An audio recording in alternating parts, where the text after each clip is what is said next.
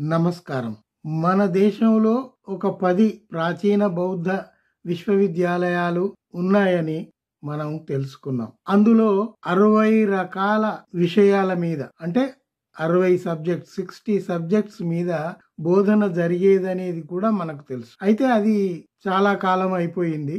తర్వాత ఆధునిక కాలంలోకి వచ్చిన తర్వాత మొఘలులు, తర్వాత బ్రిటిషర్స్ వచ్చిన ఆ మధ్య కాలంలో ఇక్కడ బ్రాహ్మణిజం చాలా ఉచ్చ స్థితిలోకి పోయి భారతీయుల్ని మెజారిటీ ఆఫ్ ది పాపులేషన్ అధిక సంఖ్యాకులైన ఈ మూలవాసులైన భారతీయుల్ని తొక్కి పెట్టడానికి సంస్కృతం తమ వద్దే ఉంచుకొని మిగతా ఏవి చదువుకోకూడదు అని పై 2 వర్గాలకు వీళ్ళందరూ సేవ చేయటమే వీళ్ళ యొక్క విధి అని మనుశాస్త్ర ప్రకారం కొన్ని నిర్ణయించి పెట్టారు. దానివల్ల విద్య అందుబాటులోకి రాకుండా పోయింది. సంస్కృతం అని అది ఎక్కడి నుంచో వచ్చిన భాష, దాన్ని ఇక్కడి దేవనాగరిలో రాసుకున్నారు. అదంతా సరే, మనం మాట్లాడుకున్నాం లోగడ.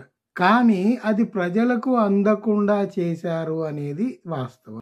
అప్పటి ప్రజల భాష పాలి, ప్రాకృతం, గాథ లాంటివి ఉన్నాయి. వాటిని నాశనం చేసే పనిలో చాలా చాలా దురాగతాలు చేశారు. అవన్నీ వేరే విషయం.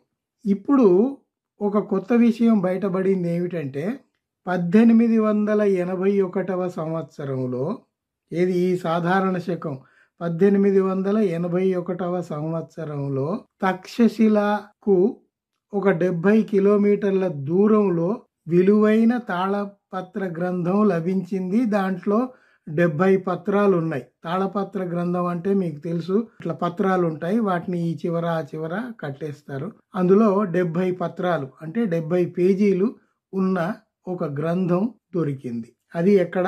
తక్షశిలకు ఒక 70 కిలోమీటర్ల దూరంలో దొరికి. అది ఎప్పటిది అంటే అది 1700 సంవత్సరాల క్రితంది అని ఆర్కియాలజిస్ట్ వాళ్ళు దాన్ని నిర్ధారించారు. అయితే మనకు దొరికిన అతి పురాతన గ్రంథం అది అని దాన్ని నిర్ధారించారు.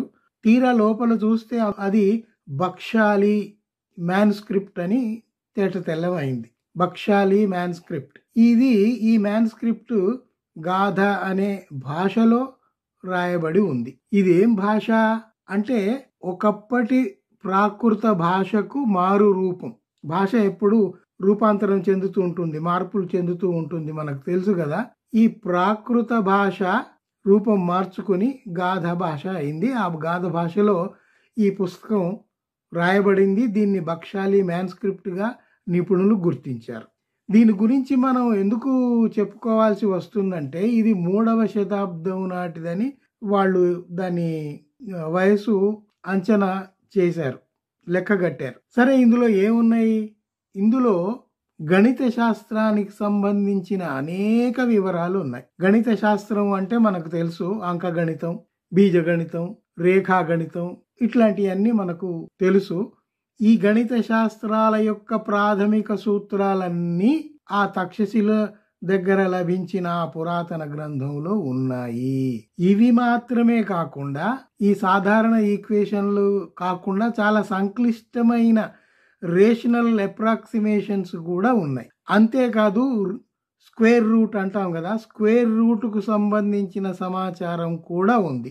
సమ్మేషన్ ఆఫ్ కాంప్లెక్స్ సిరీస్ కూడా అందులో ఉంది. సైమల్టేనియస్ లీనియర్ ఈక్వేషన్స్ కూడా ఇందులో ఉన్నాయి.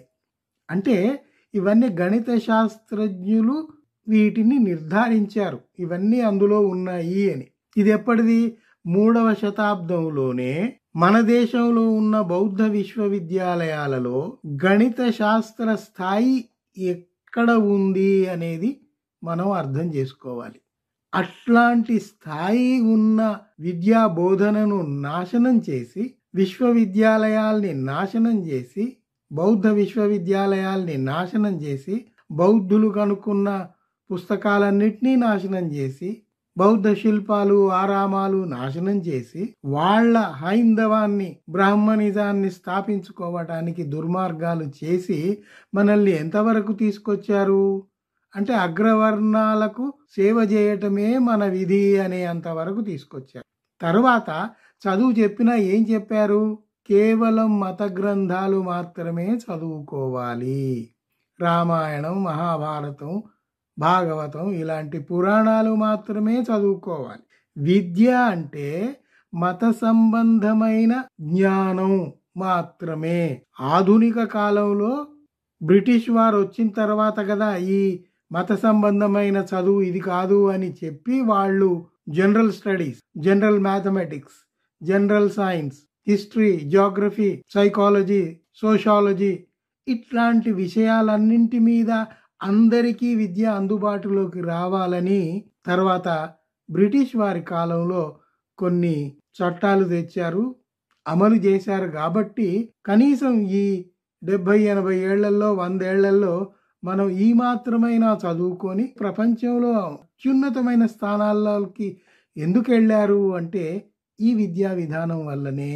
ఇక్కడ మనం గుర్తించుకోవాల్సింది ఏమిటంటే ఆంగ్లేయులు ఉన్నప్పుడు సరే వాళ్ళు చేశారు, భారతీయులకు ప్రపంచ జ్ఞానాన్ని, సైన్స్ను, గణిత శాస్త్రాన్ని, సైకాలజీ, సోషాలజీ లాంటి శాస్త్రాలన్నిటినీ అందించారు.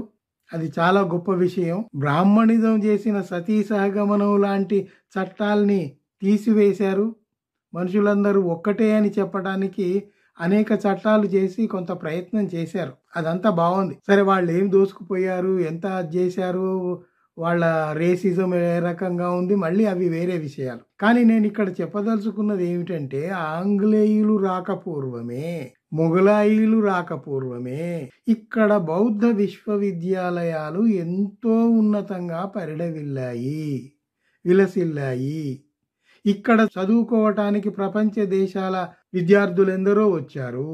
ఆసియా ఖండం నుంచి అయితే దాదాపు అందరూ వచ్చారు. ఇతర విదేశాల నుండి, అరబ్ చివరి నుంచి కూడా వచ్చారు. వచ్చి ఏం చదువుకున్నారు? నేను ఇందాక చెప్పా గణిత శాస్త్రం గ్రంథం ఒకటి దొరికింది అని చెప్పాను కదా. అంటే బౌద్ధ విశ్వవిద్యాలయాల్లో ఉన్నత స్థాయి విద్యను అందించారు అని మనం అనుకుంటున్నాం. కానీ ఈ తక్షశిల దగ్గర దొరికిన ఈ పురాతన గ్రంథంలో 1700 నాటి ఆ పురాతన గ్రంథంలో బక్షాలి మ్యాన్స్క్రిప్ట్లో ఆ స్టాండర్డ్స్ చూస్తే మనం ఏ స్థాయిలో ఉండేవాళ్ళం భారతీయులము, ఎక్కడికి దిగజారిపోయాము. ఎందుకు దిగజారిపోయాము? కేవలం మత వ్యాప్తి కోసము కొందరు చేసిన దురాగతాల వల్ల దిగజారిపోయాము. మళ్ళీ ఆంగ్లేయులు వచ్చి సరే దాన్ని పునరుద్ధరించారు, అది వేరే విషయం. ఇప్పుడు స్వాతంత్రం లభించిన తర్వాత ఇన్నేళ్ల తర్వాత అమృత మహోత్సవ్ అని చెప్పుకుంటూ మనం ఏం చేస్తున్నాం? మన పాలకులు ఏం చేస్తున్నారు? దేశ ప్రజల్ని మూఢత్వంలోకి, మతాన్ని ఆయుధంగా ఉపయోగించి ప్రజల్ని విభజించి పరిపాలన సాగిస్తున్నారు. ఇది అవసరమా? మనుషులందరూ ఒక్కటి కాదా? అందరికీ సమానమైన గౌరవము లభించనక్కర్లేదా? హోమోసేపియన్ అంటే హోమోసేపియన్.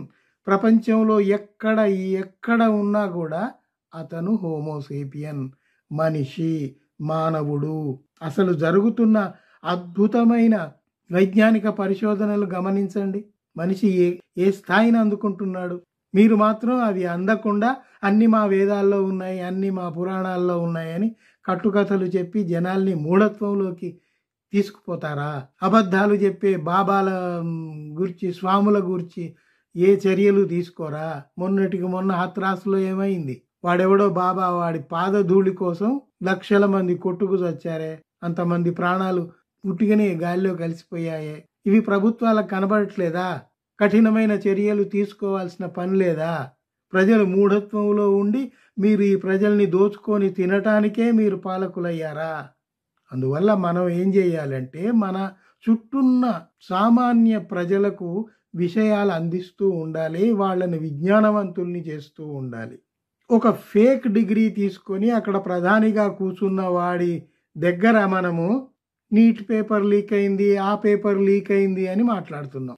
అసలు ఆ నకిలీ డిగ్రీ ఎట్లా తెచ్చాడు? ఎంటైర్ పొలిటికల్ సైన్స్ డిగ్రీ తెచ్చి జనాల్ని ఎట్లా మోసం చేస్తున్నాడు అని ప్రశ్నించరా? ఆ అవసరం లేదా ఈ భారతీయులకు? విజ్ఞత, వివేకం గల వాళ్లనే మనం ఎన్నుకుందాము, వాళ్లనే పరిపాలకులుగా అక్కడ నుంచోబెడదామన్న జ్ఞానం ఈ దేశ ప్రజలకు ఇంకా కలగదా? ఇట్లా మూఢభక్తిలో, మూఢత్వంలో కులాల పేరు చెప్పి, మతాల పేరు చెప్పి, ప్రాంతాల పేరు చెప్పి విద్వేషాలు రేపి ఎవడికి వాడు కొట్టుకుంటూ చావటమేనా? ఆలోచించాలి. నేను ఈరోజు ఈ పురాతన గ్రంథాన్ని ఎందుకు తీసుకొచ్చాను, మీతో ఎందుకు పంచుకుంటున్నాను అంటే, మనము ఎక్కడి నుంచో నేర్చుకోవాల్సిన పని లేదు. మనమే ఎప్పుడో విశ్వగురువులం అయి ఉన్నాము. 10 విశ్వవిద్యాలయాలు సాధారణ శకానికి పూర్వమే ప్రారంభమయ్యి 700, 800 ఏళ్ళు మహోన్నతంగా విలసిల్లాయి కదా. ఏ స్థాయి విద్యను అందించాయి అనేది గణిత శాస్త్రం నుంచి మీకు కొన్ని విషయాలు చెప్పాను కదా. అవి ఇప్పటికీ పిల్లలు 21st సెంచరీలో పిల్లలు హై స్కూల్లోను జూనియర్ కాలేజీల్లోనూ నేర్చుకుంటున్నారు. ఇవి మనకు అప్పుడే ఉన్నాయని తెలిస్తే మన పూర్వీకులు ఎంత వివేకం గలవారు, విజ్ఞత గలవారు, వాళ్ళను మనం అనుసరించాల్సిన అవసరం ఉన్నదా లేదా ఒకసారి ఆలోచించండి. సరే, ఆధునిక కాలంలో యూరోప్ నుంచి మనకు అనేక పరిశోధనలు వస్తున్నాయి. వాటిని అన్నిటినీ స్వీకరిస్తున్నాము. ఇంటర్నెట్ వచ్చింది, ఫోన్ వచ్చింది. డే టు డే లైఫ్లో మనకు వైజ్ఞానిక శాస్త్రం లేనిది, సైన్స్ లేనిది పూట గడవనే గడవదు. అలాంటి పరిస్థితిలోకి వచ్చాము. అట్లాంటప్పుడు ఎందుకు పనికిరాని శాస్త్రాలను పట్టుకొని, వాళ్ళు శాస్త్రాలు అంటారు, అవి శాస్త్రాలు కానే కావు, పుక్కిటి పురాణాలను శాస్త్రాలు అని పేరుతోటి ప్రచారం చేసుకుంటారు. వాటిని నమ్ముకొని వాళ్ళు చెప్పే మూఢభక్తిలో ఉందామా? దయచేసి అందరూ ఆలోచించాల్సిన విషయం ఉంది. మనం ఆలోచించాలి, మన చుట్టూ ఉన్న వారికి విషయాలు చెప్తూ ఉండాలి. మన సమాజాన్ని వివేకవంతంగా తయారు చేసుకునే బాధ్యత మన మీదే ఉంది. ఎవరికి ఎంత చేతనైతే అంత చేస్తూ ఉండటమే మనం చేయగల పని. ఆ మార్పు మెల్లగా మెల్లగా మెల్లగా సమాజంలో అదే వస్తుంటుంది, తప్పకుండా వస్తుంది.